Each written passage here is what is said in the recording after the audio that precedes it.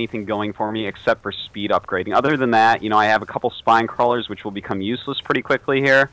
You know, I have a decent amount of drones, but obviously I'm not in a great position, especially when you count in the mule. I mean, he can skip a lot of miners, and the mule is still going to give him a sick good economy. So, yeah, I do feel pretty far behind at this point. Very true. And I see as soon as you took out that bunker, you went straight to lair tech.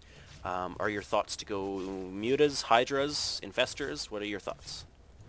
Well, from here, it's really hard. I want to scout him and kind of figure out what's going on and counter it, because what I'm going to have to do is hope that he goes for another ridiculous all-in instead of an expansion, and then just counter it really hard, and I should be pretty much caught up. But, I mean, as we see down there, he's making a command center. This is really a great way to transition out of this that he's done.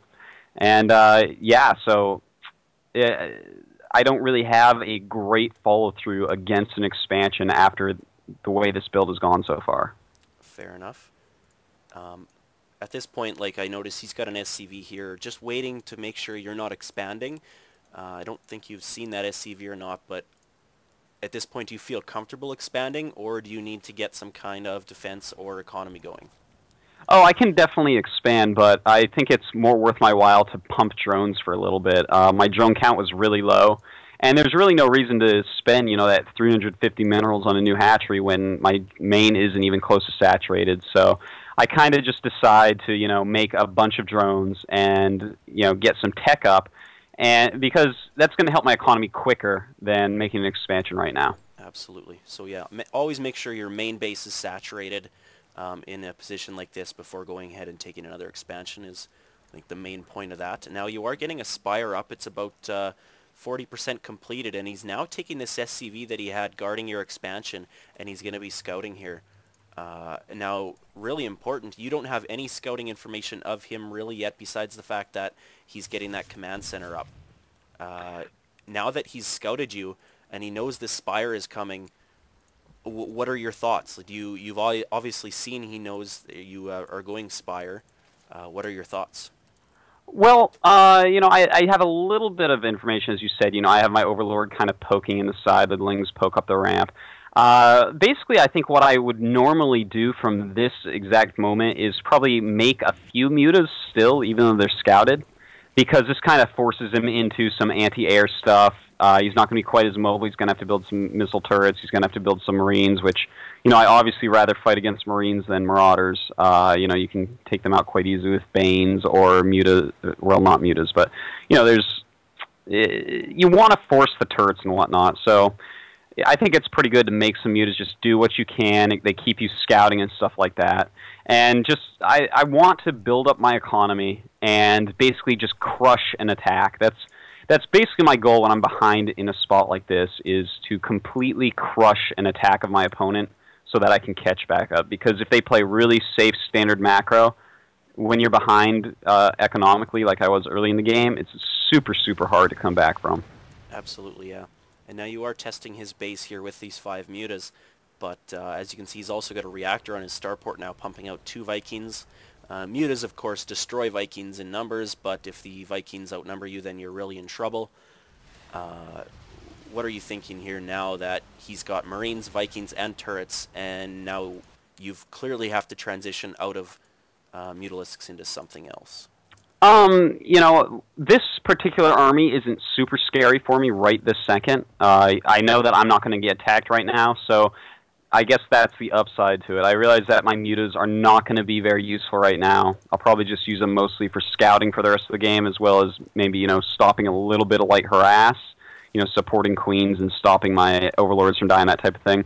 But right now, what I really want to do is get as good an economy off 2 base as possible, because this guy, he still hasn't landed his command center. You know, he's a little bit wary because he too hasn't been scouting a whole great deal.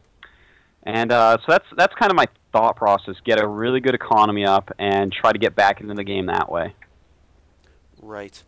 And now looking at it this way, if we look at the income tab, you're pretty even with him. You're a few harvesters behind now, but a few moments ago you weren't.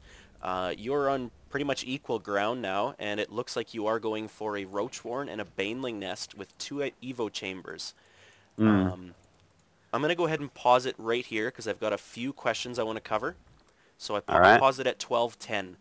Now, the first question I want to cover is, when he scouted that Spire, do you think it would have been a viable option to cancel the Spire and switch to, say, a Speedling, Baneling, Infestor army? Well, I kind of want to stand by making the mutas. They make me really mobile. I get to scout. I did force, let's see, 1, 2, 3, 4, 5, 6. He actually overmade missile turrets. He made 6 missile turrets. It kind of forced him into Viking tech. I don't like to play against Viking tech here, but it's the least dangerous thing he can do to me right now because he didn't really open with it fast. So I made him go into that as well as a bunch of Marines, and that's actually kind of why I'm switching over into a Baneling Roach play, because he's already made a lot of Marines. He's put a lot of money into that. And Roach Baneling, you know, that's a pretty good counter to a pretty bionic heavy army. Absolutely, I completely agree with that. The second thing I wanted to ask is Hydras on this map. I've heard Day 9 and the Little One talk about this on their cast, and I think I have to agree with it, but are Hydras pretty much useless on the map just because of the distance and how slow they are? Yeah, absolutely. That's actually one of the reasons I feel that this is a pretty good Terran map. I mean, you have a unit like Vikings. How is Zerg supposed to stop that exactly with, you know, Hydras are the best counter those. I guess you have to go, you know, like Infestor. It's the only thing I can really think of other than, you know, Corruptors or something. But yeah, Hydras are pretty worthless here. I mean, when you go Hydras, your game is going to be really, really weird. You're going to have to make sure, obviously, first of all, that everywhere is creeped. But second of all, you're probably going to have to do something like a drop, because Hydras are just too slow to make it across this map, even with creep everywhere, which you're obviously not going to have. So the Hydra unit isn't really a good choice at any point in time. Sometimes you do end up having to make them for various reasons, but as you see, I'm trying to stay away